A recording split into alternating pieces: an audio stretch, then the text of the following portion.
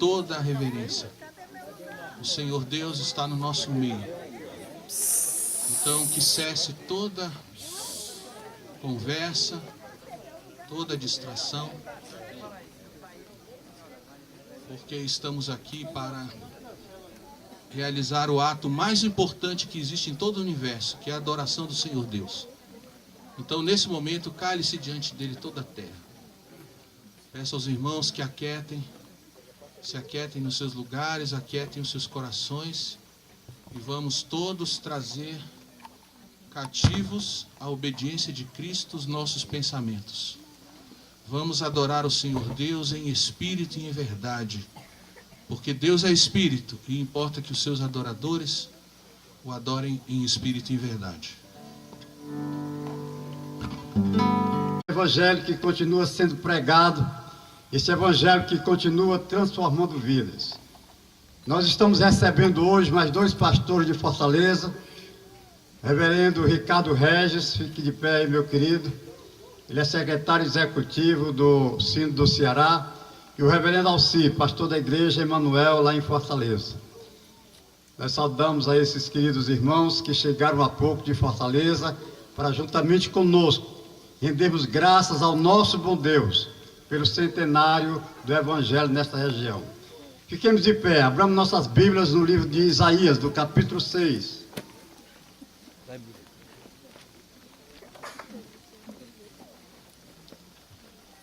Leremos os versículos, o versículo 1 ao versículo 4. Diz assim a palavra do Senhor: No ano da morte do rei Uzias, eu, o Senhor, assentado sobre um alto e sublime trono, e as obras das tuas Abas de suas vestes. Vou pedir o pastor para ler aqui.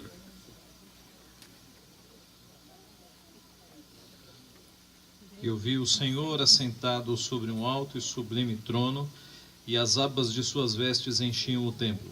Serafins estavam por cima dele, cada um tinha 6 asas. Com 2 cobria o rosto, com 2 cobria os seus pés, e com 2 voava. E clamavam uns para os outros, dizendo: Santo, Santo, Santo é o Senhor dos exércitos, toda a terra está cheia da sua glória. As bases do limiar se moveram à voz do que clamava, e a casa se encheu de fumaça. Continuemos de pé, sejamos dirigidos a Deus de oração. Convido o reverendo Ricardo Regis para vir fazer essa prece ao Senhor.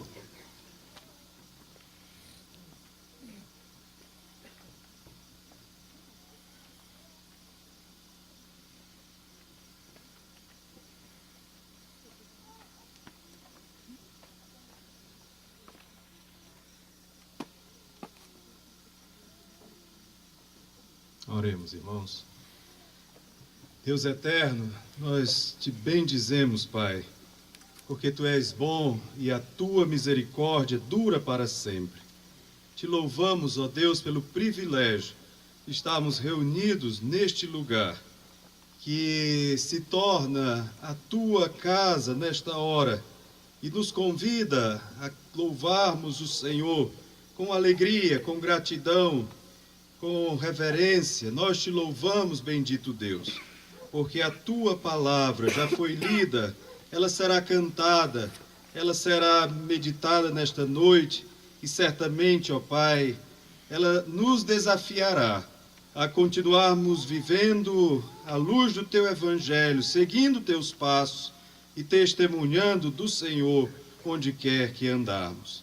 Te damos graças porque Tu nos trouxeste em paz. Te louvamos, ó Deus, porque Tu nos concede este momento tão precioso e que fique gravado em nossos corações como um testemunho vivo de que o Senhor é bom, de que o Senhor faz prosperar a Tua palavra, de que o Senhor faz frutificar as sementes que são lançadas em boa terra, e assim, ó Deus, Tu operas milagrosamente o crescimento do Teu povo.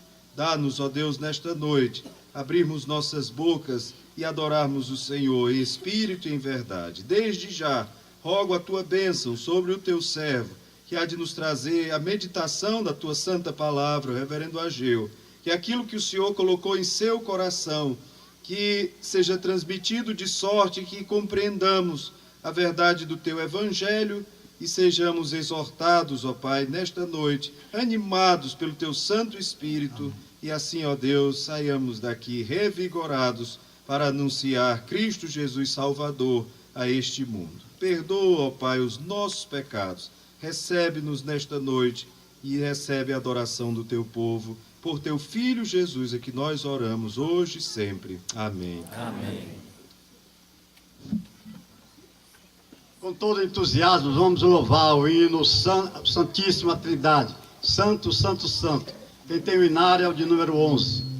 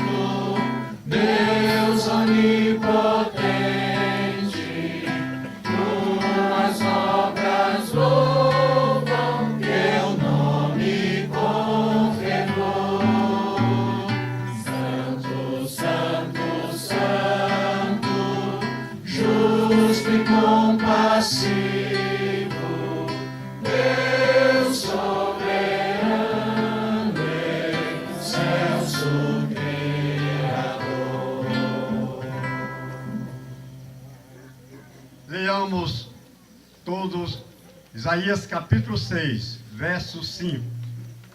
A uma só voz.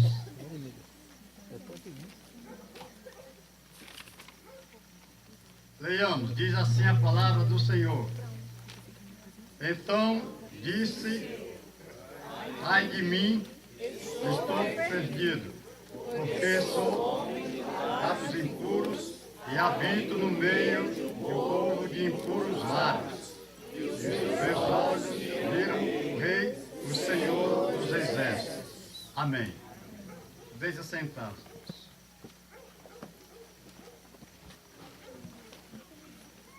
Vamos cantar, vamos continuar louvando ao Senhor, cantando o hino 67.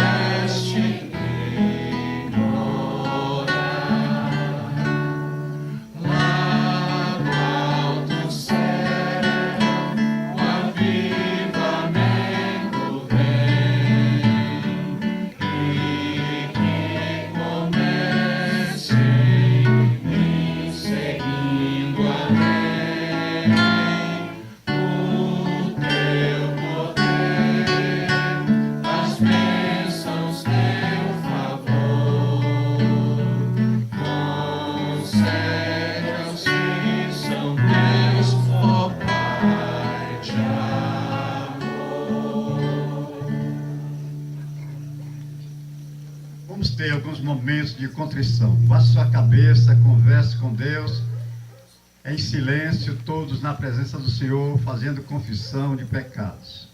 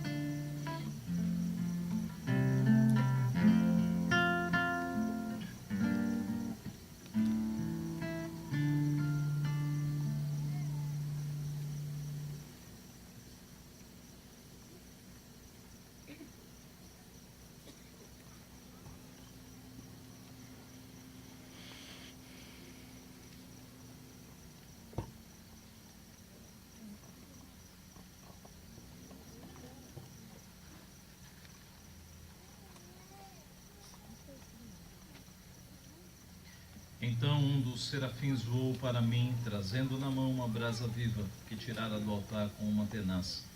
Com a brasa tocou a minha boca e disse: Eis que ela tocou os teus lábios. A tua iniquidade foi tirada, e perdoado o teu pecado.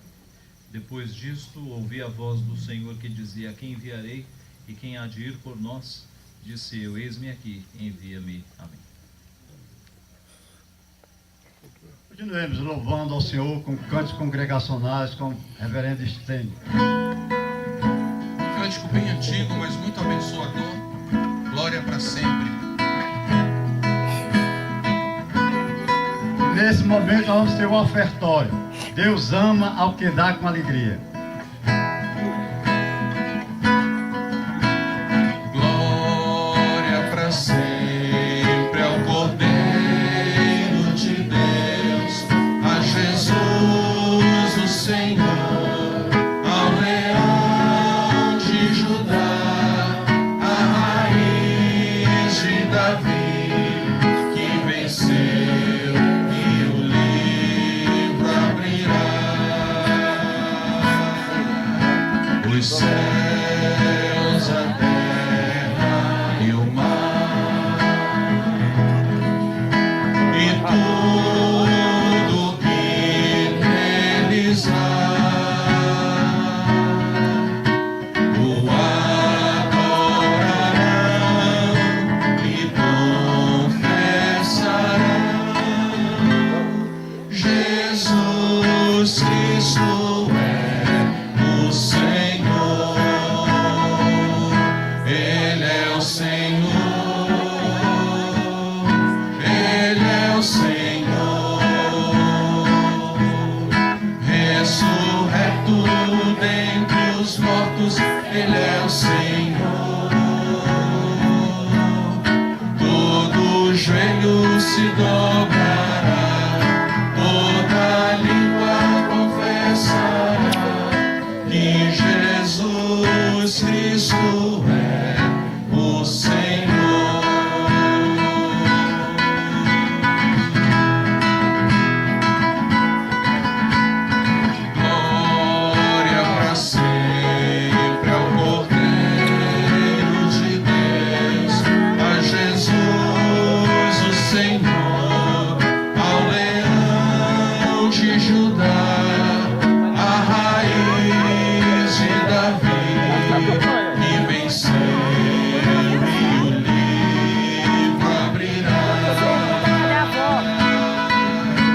os céus, a terra e o mar,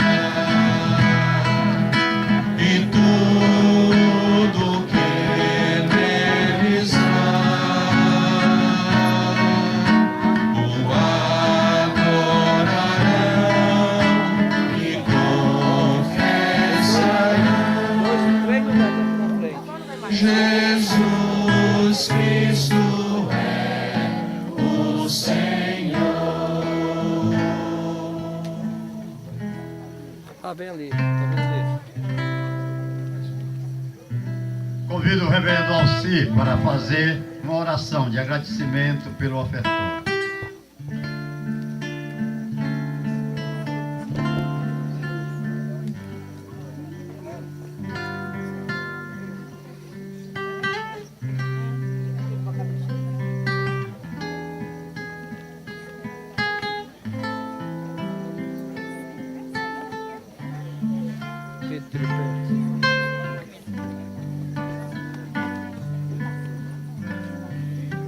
Oremos.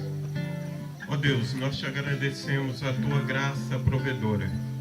Nós te agradecemos, ó Senhor, porque tu nunca nos deixa faltar nada. Porque o teu amor nos envolve, cuida de nós e tem cuidado desta igreja há 100 anos. Que, ó Pai, os nossos corações que estejam sempre firmes nas tuas promessas e na certeza do Deus protetor, do Deus que guarda e do Deus que supre. E que saiamos sempre de um culto com essa certeza, que nada nos faltará, porque o Senhor é o bom pastor. Muito obrigado, ó Deus, por tudo, em nome de Jesus. Amém. Amém. Vamos cantar mais esse cântico, ao que está sentado.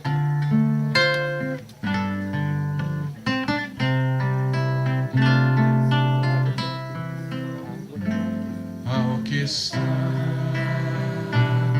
assentado no trono e ao Cordeiro seja o louvor e a honra e a glória e o domínio pelos séculos dos séculos. Amém.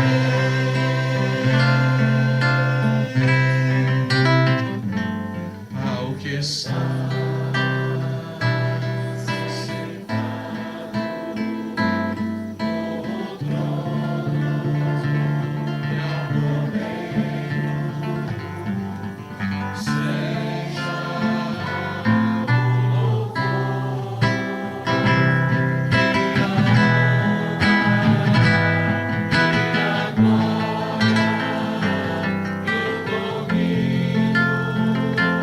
pelos séculos dos séculos. Amém.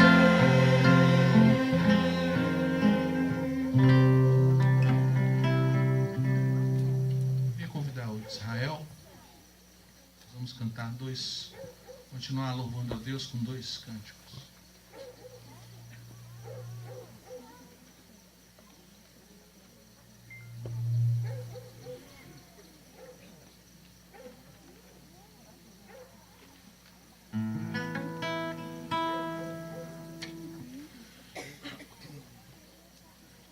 A primeira canção, irmãos, ela fala da coisa mais importante que precisa acontecer com cada um de nós, que é o novo nascimento. Então nós precisamos, para que um dia vejamos o reino de Deus, temos que nascer do alto, temos que nascer do Espírito, temos que nascer de Deus. Então esse é o tema dessa primeira canção.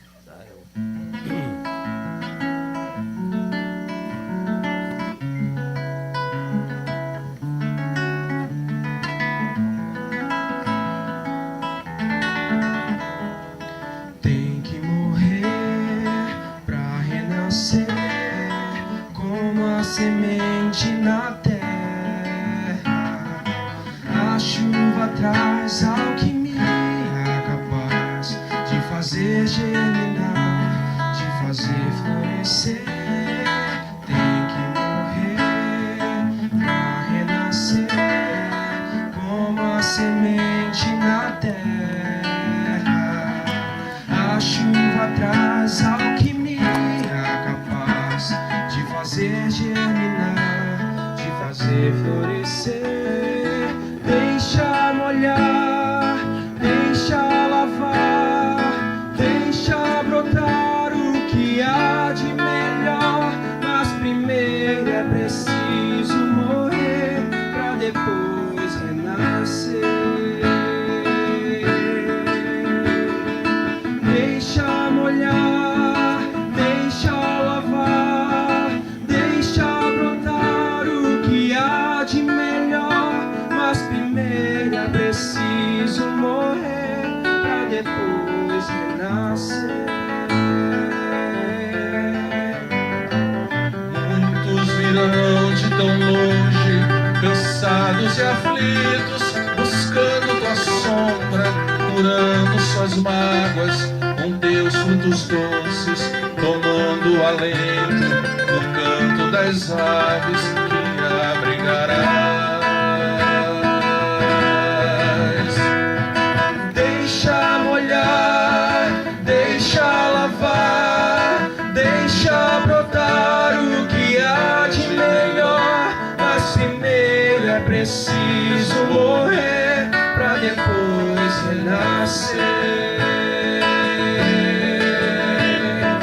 Deixa molhar, deixa lavar, deixa brotar o que há de melhor. Mas primeiro é preciso morrer pra depois renascer.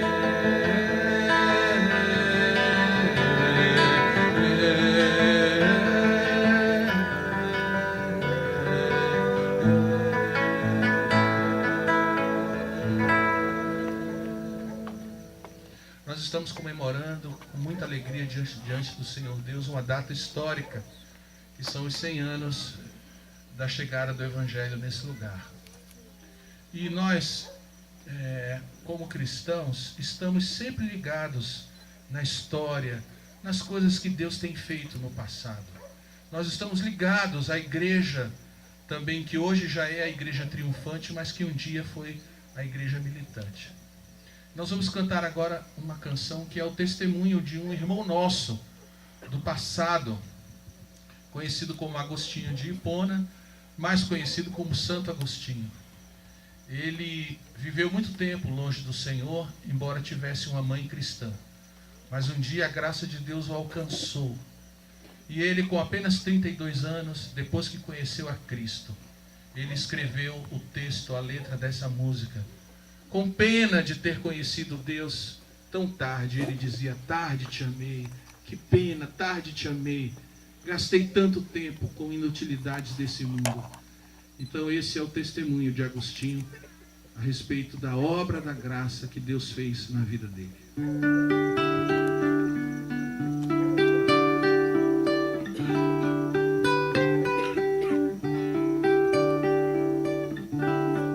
Eis que habitavas dentro de mim, e eu te procurava do lado de fora. Eis que disforme lançava-me assim sobre as belas formas de tuas criaturas. Estavas comigo, mas eu não estava contigo. Retiam-me longe de ti as tuas criaturas, as tuas criaturas que não existiriam se em ti não existissem, se em ti não existissem, se em ti não existissem.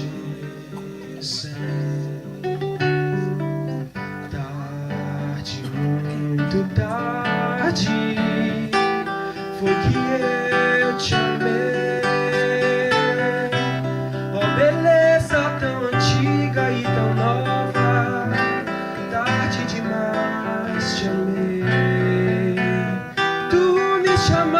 chamaste, teu grito rompeu minha surdez.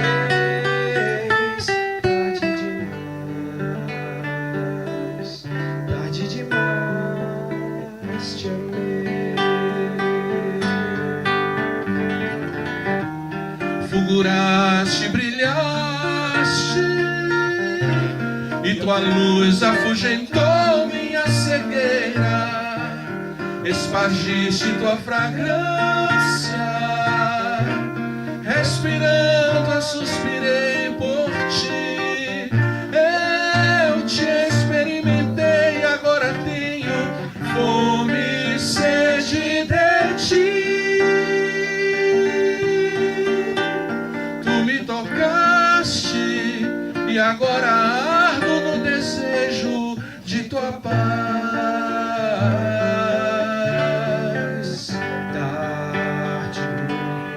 Tarde foi que eu te amei. Ó beleza tão antiga e tão nova, tarde demais te amei. Tu me chamaste, teu grito rompeu minha surdez. Tarde demais. Tarde demais te amei. Tarde, muito tarde foi que eu te amei.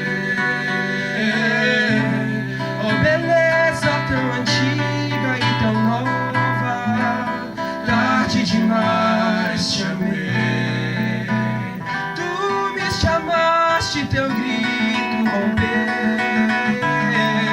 minha surdez. Tarde demais te amei.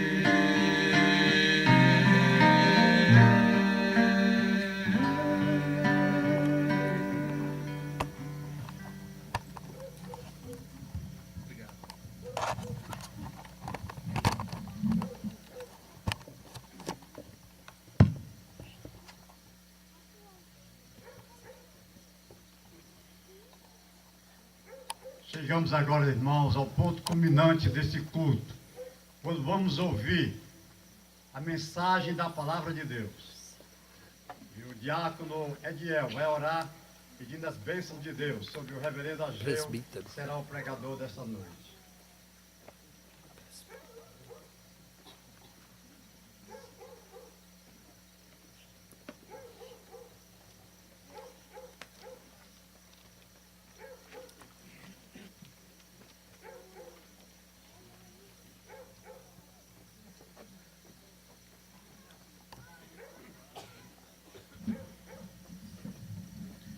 Obrigado, Pai amado, por mais essa oportunidade que estamos aqui neste lugar escolhido por Ti, para que hoje estivéssemos comemorando 100 anos.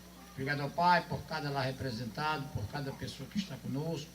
Que nessa noite, ó Pai, pessoas possam sair daqui sabendo que só Cristo é o Senhor.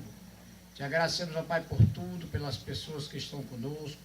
Sabemos que as pessoas que estão aqui não é por acaso, é porque o Senhor trouxe para ouvir a Tua palavra. Eu quero te pedir, ó Pai, que o Senhor abençoe o pastor que vai nos trazer a mensagem e que essa mensagem de hoje possa ficar gravada nos nossos corações. Abençoa todos nós, abençoa as autoridades do nosso país, as autoridades do nosso estado e também do nosso município. Que o Senhor continue nos abençoando, trazendo bênçãos e mais bênçãos durante toda a nossa vida. Esta é a nossa oração em nome de Jesus. Amém. Amém.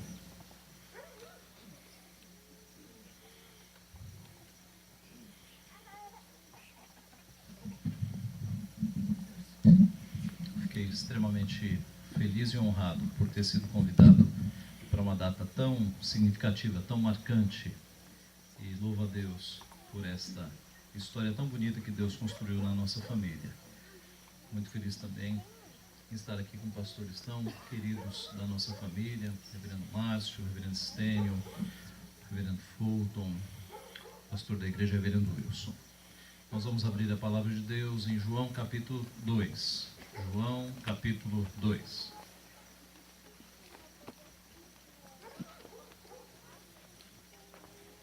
João capítulo 2. E leremos do versículo 1 ao versículo 11.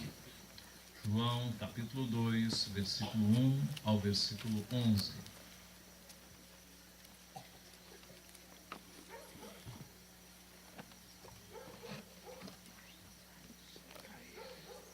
Evangelho segundo João, capítulo 2, verso 1 ao verso 11. 3 dias depois houve um casamento em Caná da Galileia, achando-se ali a mãe de Jesus. Jesus também foi convidado com seus discípulos para o casamento. Tendo acabado o vinho, a mãe de Jesus lhe disse: eles não têm mais vinho. Mas Jesus lhe disse: mulher, que tenho eu contigo? Ainda não é chegada a minha hora. Então ela falou aos serventes: fazei tudo o que ele vos disser. Estavam ali 6 talhas de pedra que os judeus usavam para as purificações, e cada uma levava 2 ou 3 metretas. Jesus lhes disse: enchei de água as talhas, e eles as encheram totalmente. Então lhes determinou: tirai agora e levai ao mestre-sala. Eles o fizeram. Tendo o mestre-sala provado a água transformada em vinho, não sabendo de onde viera, se bem que o sabiam os serventes que haviam tirado a água, chamou o noivo e lhe disse: todos costumam pôr primeiro o bom vinho, e quando já beberam fartamente, servem o inferior. Tu, porém, guardaste o bom vinho até agora. Com este, deu Jesus princípio aos seus sinais em Caná da Galileia, manifestou a sua glória, e seus discípulos creram nele. Vamos orar mais uma vez. Pai Santo, Deus bendito, a obra é tua, a palavra é tua, as nossas vidas são tuas, Pai. Nós queremos pedir que o teu Santo Espírito opere nos corações, que a tua palavra de fato leve condenação àqueles que não são teus e leve salvação àqueles que são teus, Pai. Que o teu Santo Espírito opere nos corações. Nós sabemos que estamos aqui num ambiente que tem a tua presença, que tem o teu Santo Espírito, que assim como na criação, em que o teu Santo Espírito e a tua palavra estavam juntas e a criação se formou, nós sabemos que neste momento a tua palavra e o teu Santo Espírito estão juntos. E sabemos que o Senhor pode criar, ó Pai, novamente, o Senhor pode transformar, o Senhor pode fazer novos nascimentos acontecerem nesta noite. O Senhor pode santificar o teu povo, Pai. A tua palavra que é poderosa. O homem que fala é finito, é incapacitado, é limitado. Mas a tua palavra é poderosa, não volta vazia. E o teu Santo Espírito é o teu poder, Pai, aplicando a tua palavra na nossa vida. Concede então salvação àqueles que são teus. É o que nós pedimos em nome de Jesus. Amém. Amém, Senhor. Se todos nós fôssemos médicos e fôssemos examinar a humanidade, qual seria o diagnóstico? Qual seria o diagnóstico? O diagnóstico seria doente. A humanidade está doente. A humanidade está enferma por causa do pecado. Os líderes da nossa nação, na sua maioria, estão corrompidos, estão em esquemas de corrupção. Venderam a sua honra, negociaram a verdade, não agem mais com honestidade. Os religiosos do nosso país, na sua grande maioria, não servem a Deus, mas servem ao dinheiro. Estão ricos, bilionários, têm canais de televisão, a custas do pobre dinheiro do povo, ou do dinheiro do pobre e miserável povo. O povo em geral se esquece a cada dia do seu Deus e anda conforme as suas paixões, correndo atrás do materialismo, de conforto, de questões financeiras. A violência é cada vez maior, o adultério é cada vez maior, o aborto é crescente no nosso país, a inveja, o ódio, a maledicência, a cobiça. Quando nós olhamos para a nossa sociedade, nós vemos uma sociedade doente, enferma pelo pecado. Um mundo que padece desta enfermidade por conta do pecado. Mas não falemos da humanidade como se estivéssemos falando de algo que está fora de nós. Falemos de nós. A humanidade é formada por cada um de nós.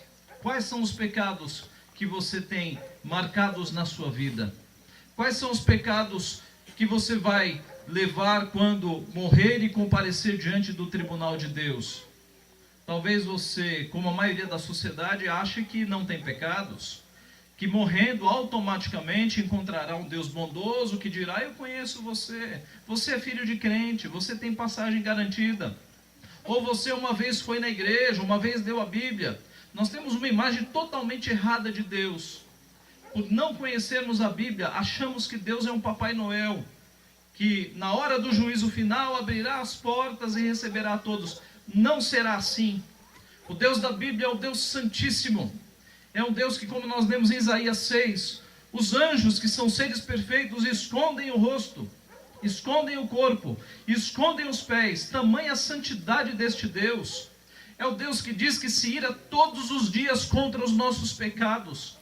É o Deus que diz que a sua mão de ira está sobre os pecadores. É o Deus que diz que quem crê em Cristo está salvo. Quem não crê já está condenado. Esqueça essa figura de Deus bondoso que abrirá as portas do céu, porque Ele não vai abrir. O Deus que se ira todos os dias, Ele fará justiça. O seu tribunal santíssimo não tolerará pecados. E se você acha que não tem pecados na sua vida, basta fazer uma confrontação com os 10 mandamentos, por exemplo. Os 10 mandamentos dizem: não terás outros deuses diante de mim. Isso tem implicações muito sérias. Todas as vezes que você busca refúgio em algo que não é Deus, você declarou qual é o teu Deus. O reformador João Calvino disse que a nossa imaginação é, por assim dizer, uma perpétua fábrica de ídolos. Todas as vezes, eu repito, que você busca satisfação e refúgio em algo que não é Deus, você declarou qual é o teu Deus. Todas as vezes que você passa um nervoso e acende um cigarro para buscar refúgio, para se acalmar, o cigarro é o teu Deus.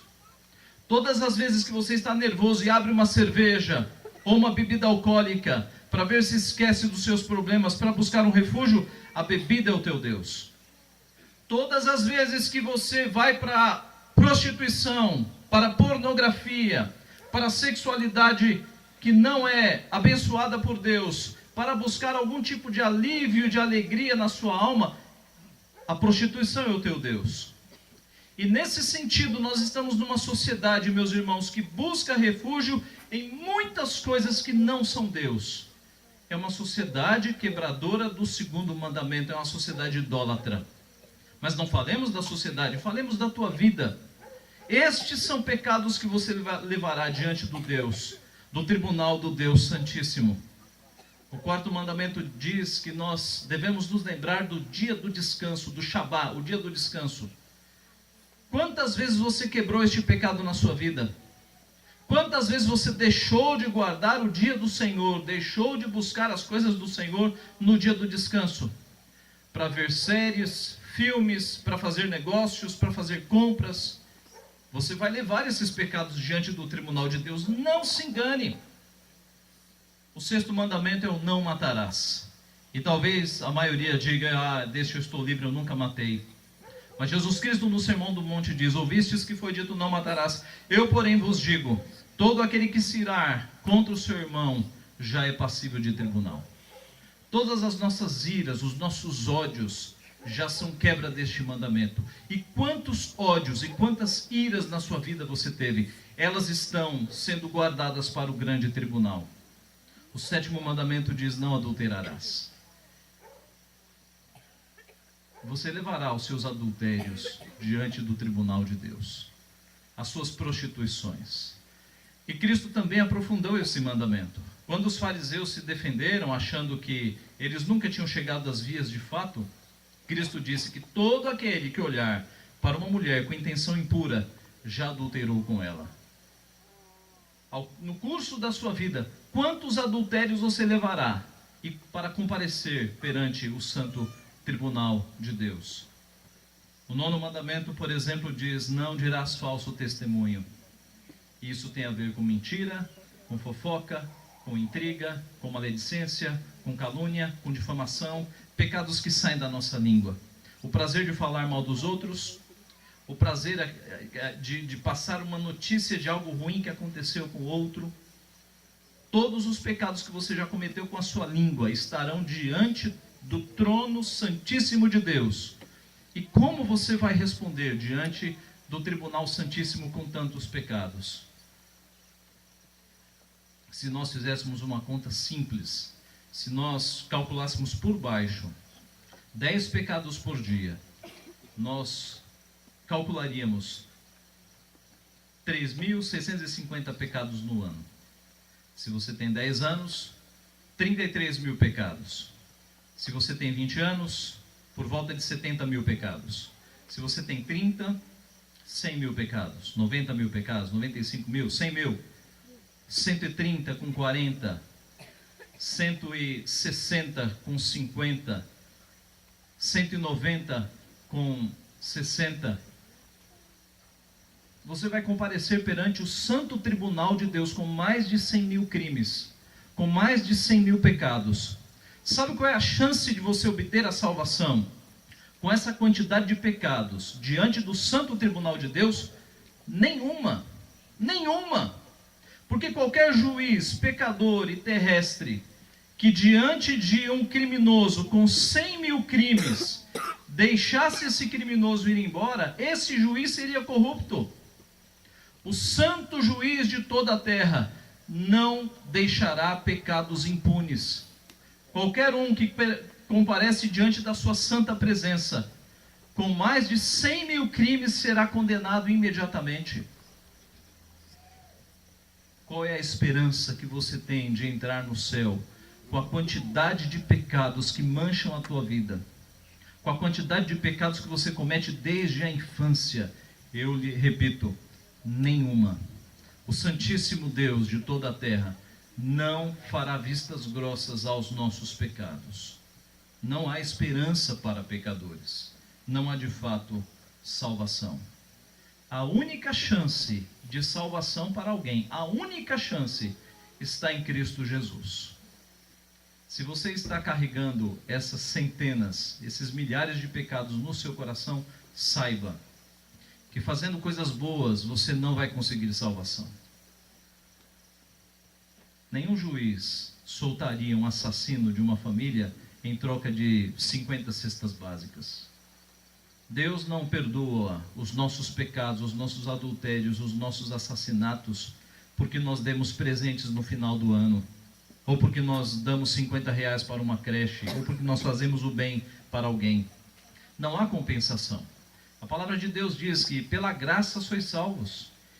E isto não vem de vós, é dom de Deus, não de obras para que ninguém se glorie. Não haverá nenhum tipo de salvação por obras no céu. Todos estão condenados.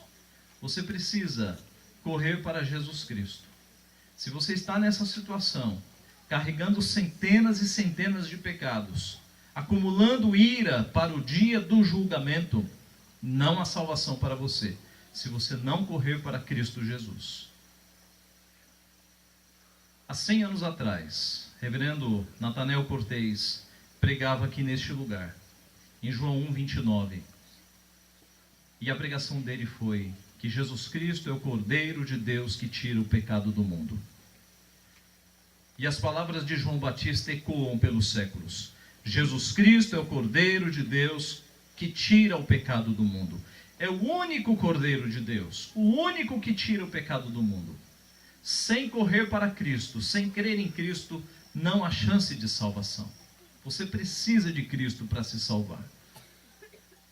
O texto que nós lemos apresenta, dentre muitos textos de toda a Bíblia, quem é Jesus Cristo, em quem nós podemos ter salvação. E nós podemos analisar os 2 primeiros versículos, mostrando que Cristo é aquele que estava próximo do povo. Os 2 primeiros versículos falam da sua presença e da sua proximidade. O texto diz que 3 dias depois houve um casamento em Caná da Galileia, achando-se ali a mãe de Jesus. Jesus também foi convidado com seus discípulos para o casamento.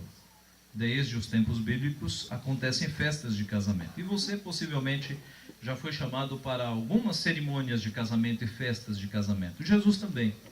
Jesus era próximo das pessoas. Jesus não estava enclausurado num templo ou isolado num palácio. Jesus convivia com as pessoas, por isso ele foi convidado com seus discípulos. Jesus, meus irmãos, percorreu as empoeiradas ruas da Galileia, pregando o Evangelho, ensinando pessoas, curando pessoas, salvando pessoas. Os seus pés se sujaram naquelas terras, porque ele era próximo. Jesus, não poucas vezes nós vemos Jesus curando as pessoas, não apenas com a voz, mas com o toque, fazendo por vezes de um pouco de terra um lodo e colocando nos olhos, por vezes tocando, sentindo, deixando tocar nas suas vestes para que saísse poder. Jesus era muito próximo das pessoas. Certa vez eu ouvi uma entrevista lá em São Paulo de um médico que era muito carrancudo, muito sério e não era de muita simpatia, mas quando ele entrava numa sala de hospital, numa internação, ele segurava o dedo do paciente. E mesmo com aquele ar muito sério, muito taciturno, todos os pacientes gostavam dele, porque ele segurava o dedão dos pacientes numa mostra de carinho. Nosso Jesus Cristo era querido. As crianças queriam estar com ele. As mulheres o seguiam. Os discípulos o apreciavam. O testemunho de João Batista foi que nós vimos a sua glória, glória como do unigênito do Pai. Jesus era próximo. Essa proximidade foi profetizada. Isaías escreveu dizendo que viria aquele que seria o Deus conosco, o Emanuel. Portanto, o Senhor mesmo vos dará um sinal. Eis que a virgem conceberá e dará à luz um filho, e lhe chamará Emanuel.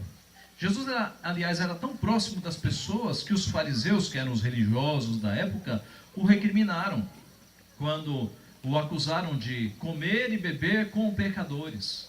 Os fariseus eram cheios de pose, eles não se misturavam, mas Jesus se misturou. Jesus foi justamente nos marginalizados, naqueles que precisavam de salvação, porque ele disse, se defendendo, os sãos não precisam de salvação, e sim os doentes. E por isso ele estava ali com os pecadores. Jesus, ele falou com leprosos. Os leprosos, por conta da sua doença transmissível, eram afastados da sociedade, e Jesus ia a essas comunidades de leprosos e curou muitos. Jesus falava com estrangeiros, falou com a mulher samaritana, e ali rompeu dois preconceitos: primeiro, falar com uma samaritana, e falar com uma mulher em público. Jesus Cristo salvou prostitutas. Jesus Cristo salvou bandidos. Na cruz, ele salvou um deles. Antes da cruz, ele salvou alguns. Mateus era um cobrador de impostos. Zaqueu era um maioral dos cobradores de impostos. E os cobradores de impostos faziam o seu salário roubando do povo. Mas, agonizando em morte, ele salva um bandido que estava sendo penalizado também. Jesus Cristo andou com pobres, com publicanos, com ricos, aqueles para quem não havia esperança de salvação. Jesus Cristo estava lá. Jesus Cristo demonstrava amor. Certa vez ele olhou para Jerusalém, para as multidões, e diz o texto que ele compadeceu-se das multidões, porque estavam aflitas e exaustas, como ovelhas que não têm pastor. Este Jesus Cristo que você precisa desesperadamente, porque sem ele a multidão de pecados te acompanhará para o grande tribunal, era e continua sendo próximo. Você não precisa subir uma escadaria de joelhos para ter salvação, para ter a Cristo. Você não precisa de autoflagelação para ter a Cristo. Jesus Cristo é próximo. Ele garante na sua palavra que quem crê nele tem a vida eterna. Mas o texto nos mostra uma segunda característica de Cristo. Ele tinha muita autoridade. No verso 3, na sequência, nós lemos assim: tendo acabado o vinho, a mãe de Jesus lhe disse: eles não têm mais vinho. Mas Jesus lhe disse: mulher, que tenho eu contigo? Ainda não é chegada a minha hora. Então ela falou aos serventes: fazei tudo o que ele vos disser. Nos nossos dias, festas de casamento duram uma noite. Na época bíblica, duravam uma semana. Na época bíblica não havia refrigerante, não havia suco como nós temos facilidade hoje. Então a bebida dos tempos bíblicos era o vinho. E eis que num determinado momento da festa, nós entendemos do meio para o fim, acabou o vinho. E era, eu repito, uma semana de duração aquela festa. E nós vemos que Maria está aqui possivelmente como uma amiga da família, porque ela tem informações privilegiadas, ela tem informações da cozinha. Ela soube, antes de muitos, que o vinho havia acabado. Assim como quando nós vamos a uma festa de casamento e somos próximos dos noivos, nós entramos na cozinha e ajudamos a servir. Maria estava ali na cozinha, depois ela fala aos serventes. Era possivelmente uma amiga da família que estava ali envolvida na cerimônia. E ela dá essa informação e Jesus dá uma resposta que a princípio nos parece uma resposta mal educada. Quando ela diz a Jesus, eles não têm mais vinho, Jesus diz, mulher, que tenho eu contigo? Ainda não é chegada a minha hora. Parece uma resposta mal educada. Jesus era filho de Maria. Como assim ele responde, mulher, que tenho eu contigo? Meus irmãos, observando melhor o texto, nós vamos perceber que não foi uma resposta mal educada. Primeiro, porque Jesus não pecou durante toda a sua vida. E se fosse mal educado, ele teria quebrado o 5º mandamento. Jesus honrou o seu pai e a sua mãe durante todos os seus dias. O ponto é que nós vamos entender por que essa resposta dura de Jesus ao imaginarmos qual era a intenção de Maria. Jesus diz, mulher, que tenho eu contigo, ainda não é chegada a minha hora. Hora do quê? Hora de se manifestar como Messias. E onde está escrito isso? No pedido de Maria. Por que Maria foi dizer para Jesus que eles não têm mais vinho? Era Jesus o responsável pelo suprimento da festa? Era Jesus aquele que deveria fornecer vinho para a festa? De forma alguma.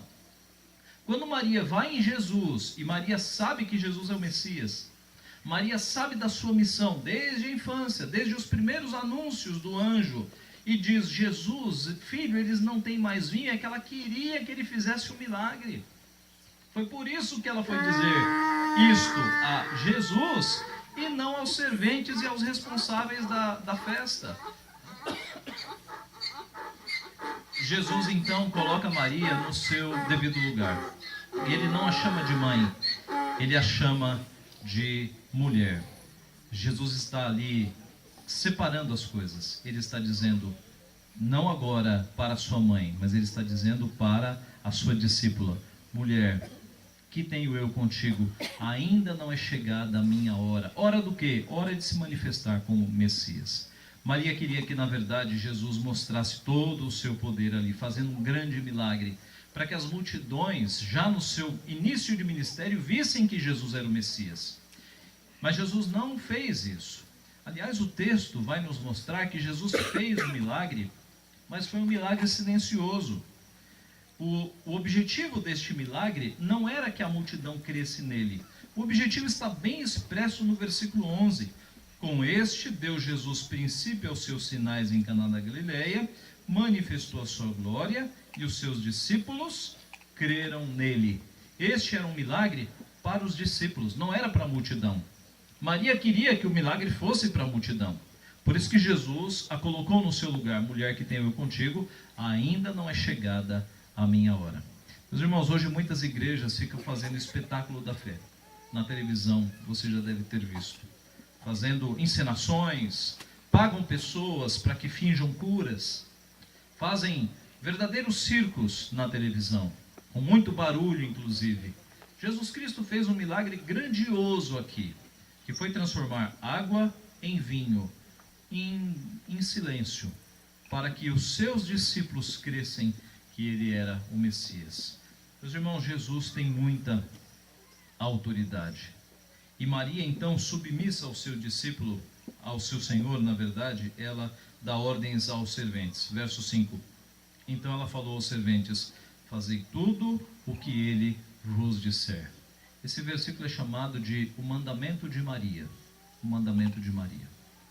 Se você aprecia Maria e se você quer obedecer Maria, obedeça. Fazei tudo o que Cristo vos disser. É o mandamento de Maria. Mas note, meus irmãos, que a inscrição, o adesivo, o que tem se pregado nos últimos dias, que diz assim: peça à mãe que o filho atende, não tem base bíblica. Porque aqui Maria teve um pedido negado. Aqui Jesus mostrou a sua autoridade até sobre Maria. Não negamos que Maria seja mãe de Jesus Cristo. Ela é.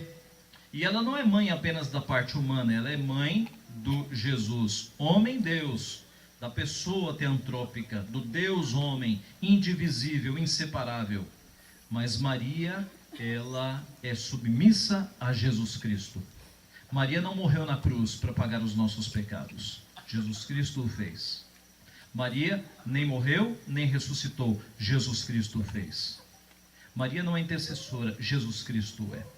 A Bíblia diz que nós temos apenas um intercessor, um mediador entre homens e Deus. Leia a Bíblia e você descobrirá isso. Jesus Cristo, Filho de Deus. Ele é o único mediador, ele é o único que está entre nós e Deus. Ele é o único que faz essa mediação. É por isso que nós estamos asseverando aqui que Jesus Cristo é o único caminho. Sem Cristo você não tem salvação. No juízo final não adiantará clamar por Maria, ela não poderá fazer nada. Nem por Paulo, nem por Pedro, nem por qualquer um dos chamados santos. Apenas em Jesus Cristo há salvação. Porque Jesus Cristo foi muito próximo, e é. E Jesus Cristo tem total autoridade, como nós demonstramos. E por fim, Jesus Cristo, que é muito próximo e que tem total autoridade, ele tem todo o poder. A descrição do milagre agora a partir do verso 6.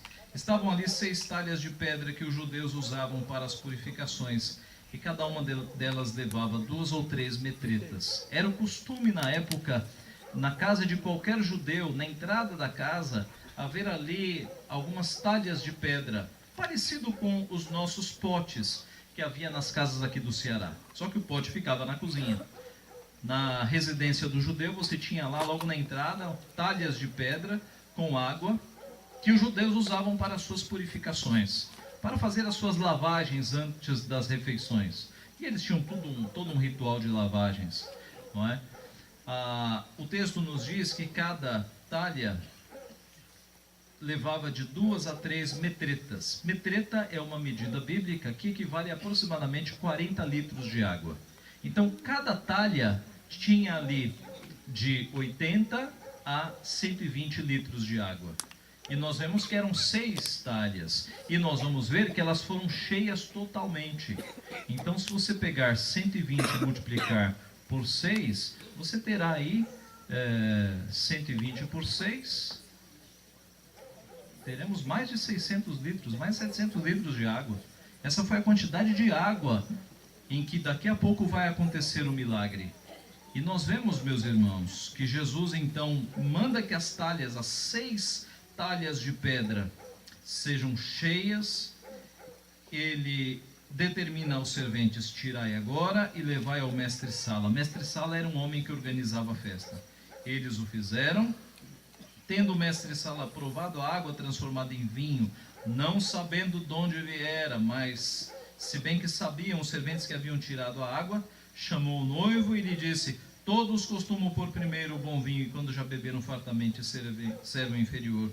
Tu, porém, guardaste o bom vinho até agora. Foi um milagre silencioso, foi um milagre rápido.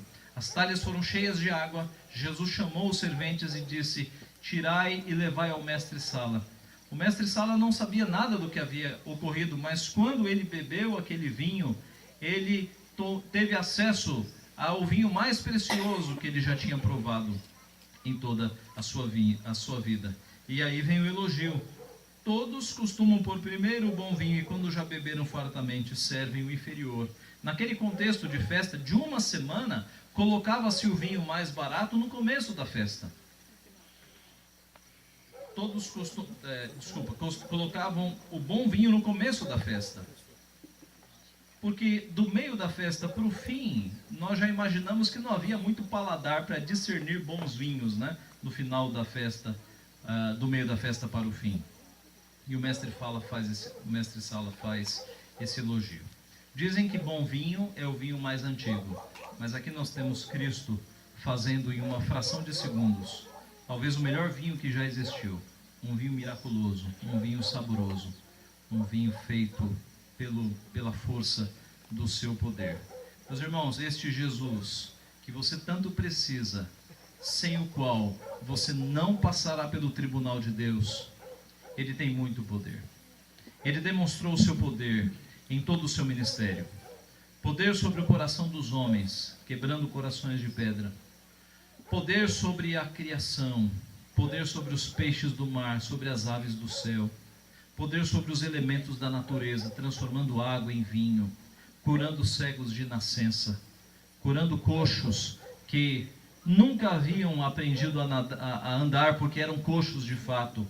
Hoje, se você passar por um acidente de carro e o acidente afetar muito as suas pernas, possivelmente você terá que fazer uma fisioterapia para readquirir os movimentos, não é assim? Eis que Jesus curava coxos de nascença e eles saíam pulando e saíam andando. Jesus fazia a obra perfeitamente, pelo seu grande poder. Jesus Cristo, de fato, é aquele que tem todo o poder sobre os céus e sobre a terra. Concluindo, nós vimos no início que a verdade bíblica é que há um Deus que se ira todos os dias contra os nossos pecados. É um Deus que constituirá um tribunal santíssimo. E vimos também que a humanidade está doente. E se você não está nos caminhos de Cristo, você está doente junto. E você está na sua vida acumulando ira para o dia do grande julgamento. Natanael Cortez, há 100 anos atrás, trouxe uma mensagem de salvação ao povo que estava aqui.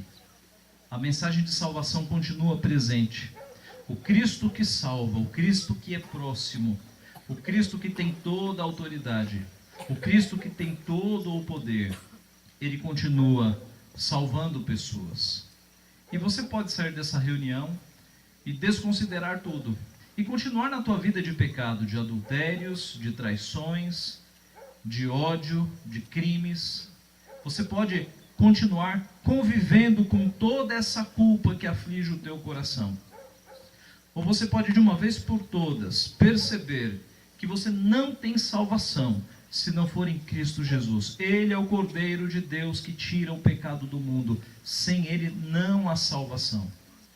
A mensagem do Evangelho é proclamada, e ela foi proclamada nesta noite. Aqueles que reconhecem a voz do seu pastor ouvirão, reconhecerão de fato o seu mestre. Mas sabemos que a mensagem do Evangelho é para a condenação também. Que Deus te livre desta condenação. Alguns de vocês aqui foram criados na igreja, estão longe da igreja. Alguns de vocês talvez já ouviram muito a mensagem do Evangelho, mas continuam vivendo vidas que desagradam a Deus. Continuam acumulando ira para o dia do grande julgamento. Naquele dia, nenhum de vocês poderá dizer, eu não sabia, porque o Evangelho tem sido pregado, porque a mensagem tem sido proclamada. Que Deus então tenha misericórdia da sua alma. Que você de uma vez por todas perceba que não há outra forma de salvação senão em Cristo Jesus. Aqueles que já têm andado nos caminhos do Senhor, aqueles que têm diariamente a certeza do perdão, aqueles que têm experimentado que nós não somos santos, que nós pecamos, mas que quando nós buscamos o nosso Senhor e confessamos os nossos pecados, nós temos a bela e dadivosa graça de recebermos o perdão de Deus. Que nós continuemos nestes caminhos, anunciando o Evangelho de Cristo. A humanidade está de fato enferma, mas Jesus Cristo é a salvação, é a única salvação. Que Ele assim nos abençoe. Amém.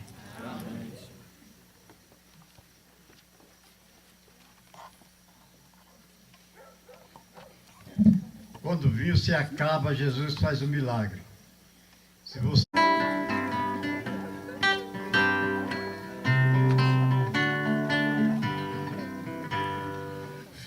Nas promessas do meu Salvador, cantarei louvores ao meu Criador. Fico pelo pelos séculos do seu amor, firme nas promessas de Jesus.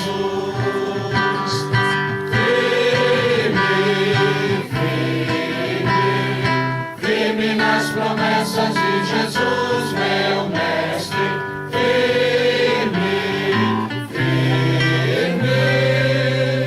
Sim, firme nas promessas de Jesus. Firme nas promessas de trabalhar, tendo o verbo eterno sempre a me amparar. Mesmo em tempestade vou sem vacilar, firme nas promessas de Jesus.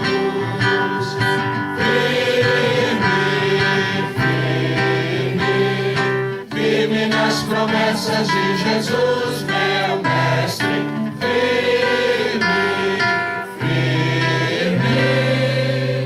Sim, firme nas promessas de Jesus. Firme nas promessas, sempre veja assim, purificação do sangue para mim. Plena liberdade já desfruto, enfim, firme nas promessas de Jesus.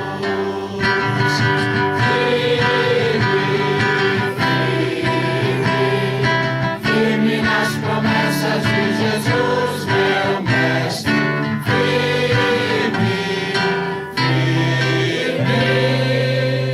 Sim, firme nas promessas de Jesus. Firme nas promessas do Senhor Jesus. Em amor ligado sempre à sua cruz. Cada dia mais me alegro em sua luz. Firme nas promessas de Jesus.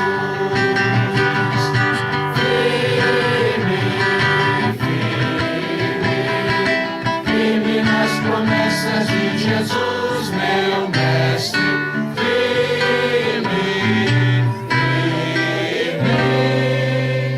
Sim, firme nas promessas de Jesus.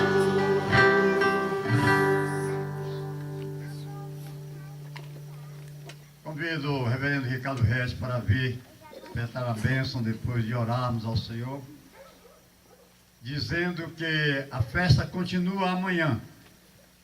Amanhã é o dia do Senhor, domingo, pela manhã às 9 horas, aqui na igreja, nós teremos estudo da palavra de Deus. O carretão. Você que veio hoje à noite, vem amanhã trazendo mais um visitante para juntos agradecermos a Deus pelas grandes vitórias que Ele nos tem dado a essa região. Muitas pessoas aqui têm encontrado Jesus por causa da pregação da palavra do Senhor. Oremos ao Senhor.